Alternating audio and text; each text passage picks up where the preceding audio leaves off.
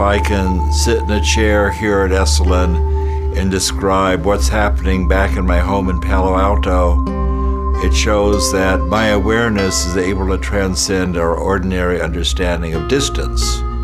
And we did experiments just like that for 2 decades. Mike decided to put some spine in Esalen by inviting physicists to the hot tubs. It has been a great vehicle for my work and the work of many others to explore into the undiscovered country. There's way more evidence for psi phenomena than we have for lots of things we take for granted. Bell found a way to talk about reality, the hidden world beneath phenomena. And Bell actually proved something about the hidden world behind phenomena. That's non-local. We all have a second kind of consciousness.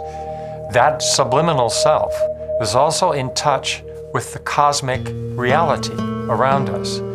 It plays a part in being able to communicate with each other on levels that we do not undertake consciously. Supernormal perception, supernormal cognitive abilities, supernormal kinesthetic abilities, supernormal means of communication.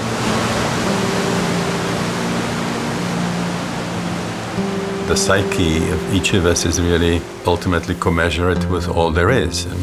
And I started seeing the material reality as being very likely virtual reality. Quantum mechanics states that this universe is a kind of illusion, this solid universe. There is what Meister Eckhart called a divine ground of being underlying all reality. And so everything in the world lifts up out of this divine ground of being the way waves rise up out of an ocean. According to the quantum picture, everything is just mere possibilities. Through a mysterious process which physicists don't understand, some of this becomes actual. This divine ground manifests into specificity, so it's both transcendent to physical reality and immanent as physical reality. Where is the leverage that changes it into actuality? Where in the universe, this is even more fundamental than the Big Bang, where in the universe did the first actual thing occur? Out of just promise. And that would seem to be a good location for consciousness. The physical part of being, I think, is a small part of the action, but how the manifestation of consciousness gives rise to physical reality, I'd like to know. Consciousness, or mind, is not something generated by the brain, but something more likely filtered through, transmitted through, reduced by, translated by the brain. If that in fact is the case, the implications are massive. That idea could revolutionize how we think about ourselves. So I know something about the attributes of consciousness. I know psi is real. But do I know what consciousness is? The answer is I don't know. We're not even at the kindergarten stage of explaining consciousness. We're not even playing with blocks yet. We don't know what the blocks are.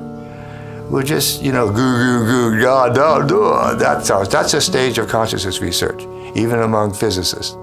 The thing that strikes me as possibly decisively different in the current situation, as opposed to those previous contractions, is that science itself is changing in ways that make it an ally and not an enemy.